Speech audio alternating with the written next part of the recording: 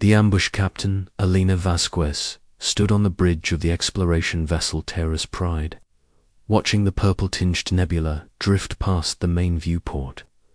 The ship hummed quietly as it moved through space, its crew of 93 scientists, engineers, and support staff going about their daily routines. This was exactly the kind of peaceful mission Elena loved, far from the political tensions of the inner systems. Focused on discovery and scientific advancement, the Terra's Pride was humanity's newest long-range exploration vessel, equipped with the most advanced sensors and mining equipment available. Their current mission was simple: survey the mineral-rich worlds of the Kepler-438 system and evaluate them for future colonization. So far, they had discovered 3 potentially habitable planets and enough rare metals to fund human expansion. For decades, Lieutenant Commander Sarah Mitchell, Elena's second-in-command, approached with a datapad in her hands. She was a tall woman with sharp eyes and an analytical mind that had served them well on previous missions. "Captain, the geological survey teams have finished their analysis of the 3rd planet. You're going to want to see this." Elena took the pad and studied the readings. Her eyes widened as she processed the information. The planet's crust contained massive deposits of quantum crystals, a material so rare that humanity had only theoretical knowledge of its properties. These crystals could revolutionize energy storage and faster-than-light travel, potentially advancing human technology by centuries. "How certain are we about these readings?" Elena asked, her voice carrying a mixture of excitement and caution. "Triple verify by 3 separate teams," Sarah replied. "Captain, if these deposits are as extensive as our scans suggest, this single planet could change everything for humanity. We're talking about enough quantum crystals to power every human world for 1,000 years." Elena nodded slowly, understanding the magnitude of their discovery. This was the kind of find that exploration crews dreamed about, the discovery that would be remembered in history books. But she also knew that valuable discoveries often attracted unwanted attention. "Set up a secure communication channel to Earth Command," she ordered. "Priority Alpha encryption. They need to know about this immediately." As Sarah moved to carry out her orders, Chief Engineer Marcus Chen's voice crackled through the communication system. Marcus was a brilliant man, in his 40s, who could fix anything and had an intuitive understanding of technology that bordered on supernatural. "Captain, we're detecting some unusual energy signatures from the outer system. Nothing threatening, but it's worth noting." Elena frowned. Their sensors were among the best humanity had ever built, capable of detecting ships at enormous distances. If Marcus was picking up something unusual, it deserved investigation. "Can you identify the source?" "Working on it now. The signatures are faint and intermittent, almost like someone is trying to hide their presence. But our new quantum sensors are picking up gravitational distortions that suggest large masses moving through space." Before Elena could respond, Communications Officer Lisa Park spoke up from her station. Lisa was young but exceptionally skilled, having graduated top of her class from the Communications Academy. "Captain, I'm receiving a transmission from an unknown source. It's on standard diplomatic frequencies." "Put it through," Elena ordered, instinctively straightening her uniform. The main screen flickered to life, revealing a face that was distinctly non-human. The creature had reptilian features with golden scales and predatory yellow eyes. Its voice was deep and carried an unmistakable tone of arrogance when it spoke. "I am Commander Zextha of the Krillian Empire. You are trespassing in claimed territory, humans. State your business here." Alina kept her expression neutral despite her surprise. First contact protocols required careful diplomacy, especially when dealing with unknown species. Commander Zexter, I am Captain Elena Vasquez of the Earth vessel Terra's Pride. We were not aware this system was claimed. We are conducting peaceful scientific research and would be happy to discuss territorial boundaries. Zexter's eyes narrowed, and Alina noticed other Krillian faces appearing in the background of the transmission. Humans are new to this region of space. You do not understand the protocols of established civilizations. However, the Krillian Empire is not unreasonable. We are willing to negotiate. Something in the alien's tone made Alina uneasy, but diplomatic. First contact was her responsibility.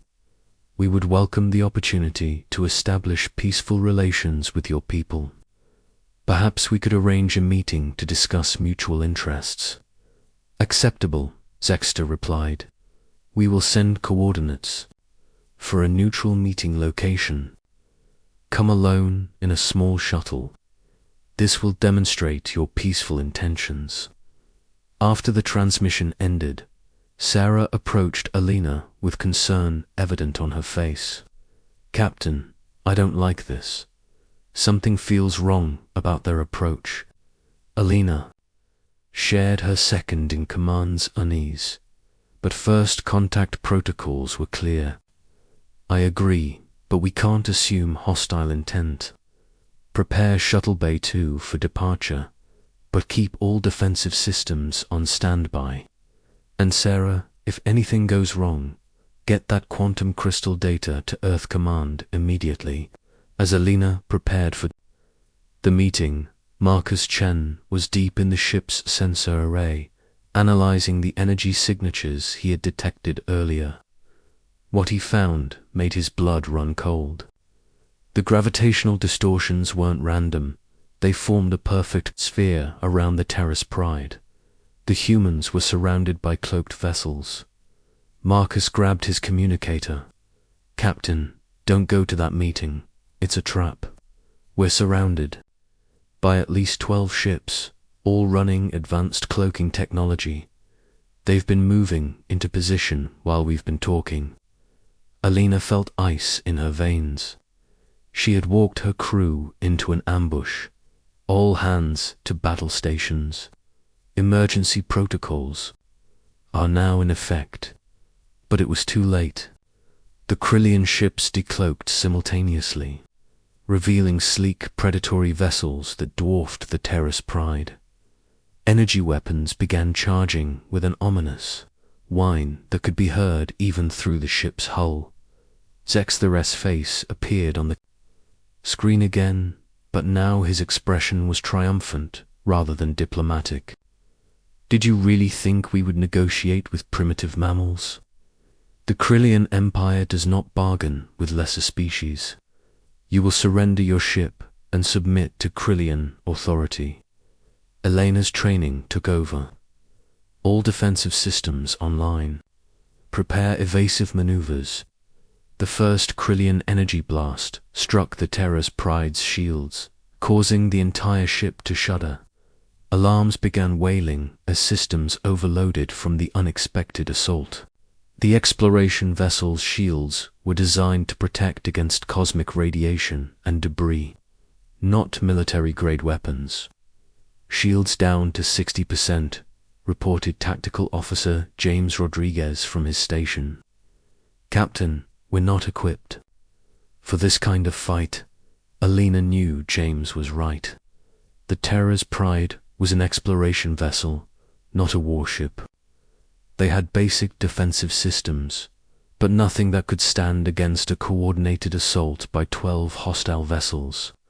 Their only advantage was their crew's ingenuity and determination. Lisa, did you manage to send that message to Earth Command? Alina asked, transmitting now using our quantum communication array. It'll take 18 hours to reach Earth, but they'll receive our complete findings along with our current situation. Another barrage of energy weapons struck the ship, this time targeting their engines specifically. The Terra's pride shuddered to a halt as her faster-than-light drive went offline. They were trapped. "This is your final warning," Zexter announced. "Lower your shields and prepare to be boarded. Any resistance will result in the immediate execution of your crew." Alina looked around her bridge at the faces of her officers. These were good people who had trusted her to keep them safe. Now they were facing an enemy that saw them as nothing more than animals to be enslaved. But she also saw something else in their eyes. Determination. Humans had faced impossible odds before and survived through courage and ingenuity. "Marcus," she said quietly into her communicator, "how long would it take to sabotage our own systems?" Marcus understood immediately. "If they board us, I can create some nasty surprises. Give me 10 minutes. Alina nodded to her crew. "We follow Protocol 7. Offer no resistance during boarding, but gather intelligence and look for opportunities. Remember, we're explorers and scientists, but we're also human. We don't give up." The Krillian boarding pods attached to the Terra's Pride's hull with metallic thuds that echoed throughout the ship. Alina watched on her internal sensors as armored reptilian soldiers moved through her corridors, herding her crew into the main cargo bay. As she was led away from her bridge, Alina caught Marcus's eye. The engineer nodded slightly and slipped away from the main group, while the Krillians were focused on securing the human crew. Marcus was beginning his own mission, one that would prove that humanity's greatest weapon wasn't advanced technology, but the refusal to accept defeat. In the cargo bay, Commander Zexter addressed the assembled human crew. His golden scales gleamed under the harsh lights, and his yellow eyes held no warmth or mercy. "You are now property of the Krillian Empire. You will work in our quantum crystal mines until you die. Your ship and its technology will be studied and added to our arsenal. This is the fate of all species that dare to enter Krillian space." Alina stepped forward, her voice steady despite their desperate situation. "Commander, these are civilians and scientists. Surely there can be some arrangement, ... Zexter backhanded her across the face, sending her sprawling to the deck. "Silence, mammal. You speak only when spoken to. The age of human expansion ends here." As Alina wiped blood from her split lip, she looked at her crew and saw the same fire in their eyes that had carried humanity from caves to the stars. The Krillians might have won this battle, but they had just made the mistake of underestimating the human spirit. Deep in the ship's systems, Marcus Chen was about to begin teaching these aliens why that was always a fatal error. The Reckoning Admiral David. Storm stood in the command center of the UES Thunderstrike, studying the emergency transmission from the Terra's Pride with growing anger. The holographic display showed Captain Vasquez's final message, complete with tactical data about the Krillian vessels and their attack patterns. What made Storm's blood boil wasn't just the unprovoked assault on a peaceful exploration ship. It was the casual cruelty in the alien commander's voice as he described his plans for the human crew. Storm was a veteran of humanity's expansion. Was a man who had spent 30 years protecting human interests in the galaxy's most dangerous regions. He was tall and imposing, with grey hair and scars that told the story of countless battles. His crew knew him as a fair but ruthless commander who never left his people behind. "How long since we lost contact with the Terra's Pride?" he asked his communications officer. 18 hours, sir." The quantum burst transmission was their last communication. Storm nodded grimly. 18 hours was enough time for the Krillians to transport their prisoners anywhere in the local sector. But it was also enough time for Task Force Hammer to assemble and prepare for what was coming next. Status report on our fleet, Storm ordered. Commander Rebecca Hayes, his second-in-command, consulted her tactical display. Rebecca was a brilliant strategist who had helped develop many of humanity's most advanced military technologies. 12 ships ready for immediate deployment, sir. The new graviton cannon destroyers Hammer and Anvil are fully operational, and our stealth fighters have been equipped with the latest quantum torpedoes. Storm smiled coldly. The Krillians had made their attack when they thought humanity was weak and unprepared. They had no idea that Earth's military had been developing weapons that could reshape the balance of power in the galaxy. Today would be their introduction to human military engineering. Set course for the Kepler 438 system. Maximum speed. As Task Force Hammer moved through faster-than-light travel, Storm reviewed everything they knew about Krillian technology and tactics. The enemy ships were fast and well-armed, but they relied on energy shields and conventional weapons. They had never faced anything like humanity's new graviton manipulation technology. Meanwhile, in the Krillian prison ship, Captain Elena Vasquez was learning that her crew's situation was even worse than she had feared. The reptilian aliens had separated the humans into work groups based on their technical specialties, planning to use their knowledge to improve Krillian mining operations before working them to death. But the Krillians had made a critical error. They had underestimated Chief Engineer Marcus Chin's ability to turn any technology against its creators. Over the past 18 hours, Marcus had been secretly modifying the ship's internal systems using parts from his own equipment. The aliens thought he was simply maintaining their machinery, but he was actually preparing a surprise that would change everything. Elena found herself working alongside Dr. Amanda Foster, the Taraz Pride's chief medical officer. Amanda was a small woman with fierce determination and an extensive knowledge of xenobiology. "Captain," Amanda whispered during their brief rest period, "I've been studying our captors. They have several physiological weaknesses we might be able to exploit." "What kind of weaknesses?" Elena asked quietly. "Their hearing is extremely sensitive to high-frequency sounds. A sonic pulse at the right frequency would incapacitate them temporarily. Also, their scales are vulnerable to rapid temperature changes. If we could somehow alter the ship's environmental systems," Elena nodded.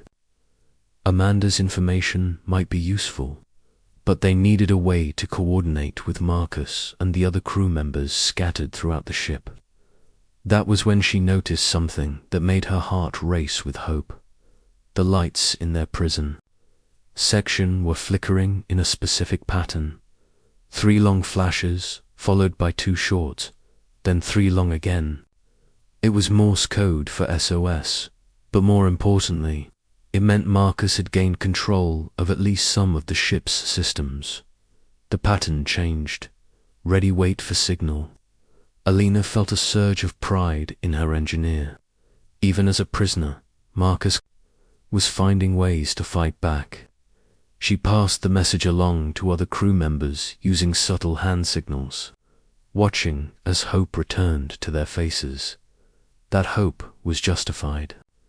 At that moment, Admiral Storm's fleet was dropping out of faster-than-light travel at the edge of the Kepler 438 system. The Krillian forces detected them immediately, but what they saw didn't match their expectations. Commander Zexter studied the tactical display aboard his flagship with confusion rather than concern.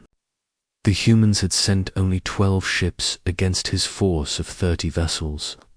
Either they were incredibly brave or incredibly stupid. "Open a communication channel to the human fleet," he ordered. Admiral Storm's face appeared on the screen, and Zexter was struck by the cold fury in the human's eyes. This was not a man who had come to negotiate. "I am Admiral David Storm of the United Earth Fleet," the human said without preamble. "You have attacked one of our ships and taken our people prisoner. You have exactly 60 seconds to release them and surrender your vessels." Zexter actually laughed. 60 seconds.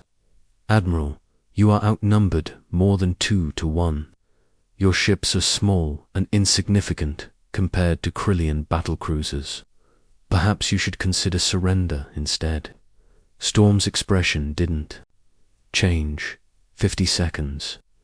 The Krillian commander's amusement turned to anger. These humans were either insane or possessed of knowledge he didn't have. "Very well. Let me demonstrate why the Krillian Empire rules this sector. All ships, target the human vessels and prepare to fire." "Admiral," came a voice from Storm's tactical station, "the Krillians are powering weapons." 40 seconds, Storm said calmly. Then he activated his fleet-wide communication system. "All ships, this is Storm. These aliens have tortured and enslaved our people. Show them why that was a mistake. Execute Operation Thunderbolt." What happened next lasted only 90 seconds, but it would be remembered in military history as the moment humanity announced its arrival as a galactic power. Asterisk. The first phase began with humanity's stealth fighters decloaking directly behind the Krillian formation.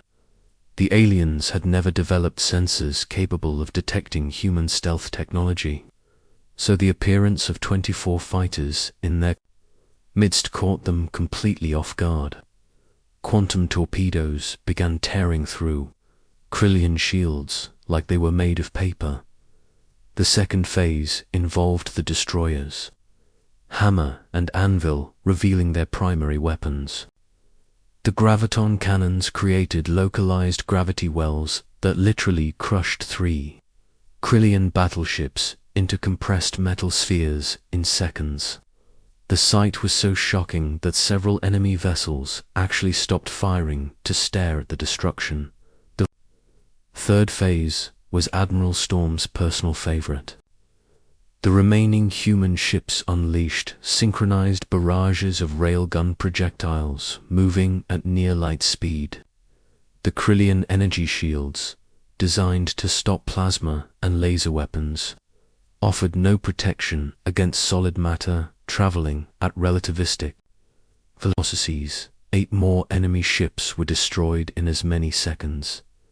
Commander Zexter watched his fleet being annihilated with growing horror. In 90 seconds, the humans had destroyed 2/3 of his force using weapons the Krillians didn't even understand.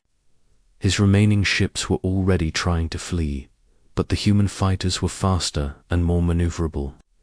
"All ships, cease fire and surrender immediately," came a desperate transmission from one of his captains. "The humans have weapons, we cannot fight." Aboard the prison ship, Marcus Chen felt the vessel shudder as explosions lit up space around them. That was his signal. With a grin that would have terrified the Krillians if they had seen it, he activated the modifications he had been installing for the past 18 hours. Every light on the ship began strobing at the exact frequency Dr. Foster had identified as harmful to Krillian hearing. The aliens screamed and fell to their knees, their sensitive ears overwhelmed by the sonic assault. At the same time, Marcus overrode the environmental controls, dropping the temperature by 30 degrees in seconds. The combination of sonic attack and temperature shock left the Krillian guards unconscious within minutes. Captain Vasquez and her crew quickly secured the ship and freed their fellow prisoners.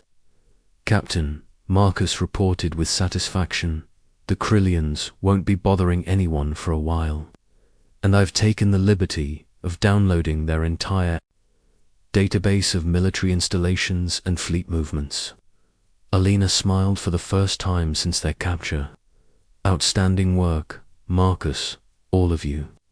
In space, the last Krillian vessels were surrendering to Admiral Storm's fleet.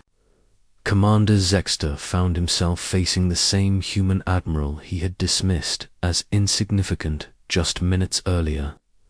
Admiral Zexter said, his voice no longer carrying its earlier arrogance. The Krillian Empire wishes to negotiate terms. For our surrender. Storm's expression remained cold. The time for negotiation was when you first encountered Captain Vasquez. You chose to attack peaceful explorers and enslave innocent people. Now you'll face the consequences. Please, Zexter continued desperately. We did not know humans possessed such advanced weapons. We thought you were primitives. Surely we can reach some arrangement. You're right about one thing, Storm replied. You didn't know what humans were capable of. But that's going to change. Every species in this sector is going to learn exactly what happens when you mess with humanity's ships and people. The aftermath of the Battle of Kepler 438 sent shockwaves throughout the local galactic community. The Krillian Empire, which had dominated this region of space for 3 centuries, had been defeated in less than 2 minutes by a species most aliens had never heard of.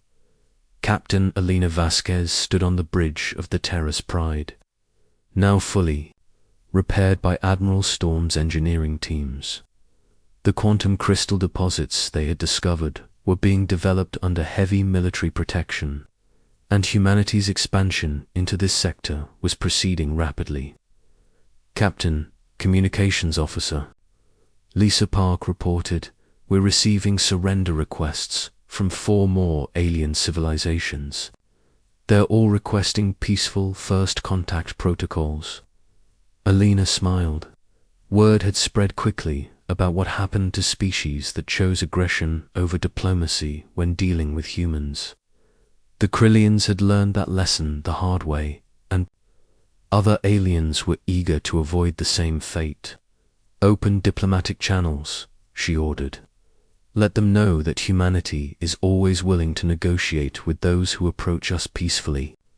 As the Terra's Pride continued its mission of exploration and discovery, now accompanied by a full military escort, Alina reflected on how much had changed. The galaxy was a dangerous place, filled with species that respected only strength. But humanity had proven they belonged here, not through conquest or cruelty, but through the courage to protect their own and the wisdom to offer friendship to those who sought it. The Krillians had attacked a human vessel expecting easy prey. Instead, they had awakened a species that would reshape the balance of power in the galaxy. As the old saying went, they had brought this on themselves, and throughout human space, the message was clear. Mess with humanity's ships and people at your own peril. The universe was about to learn why humans had fought their way from the caves to the stars, and why they would never stop fighting to protect what they had built. Asterisk.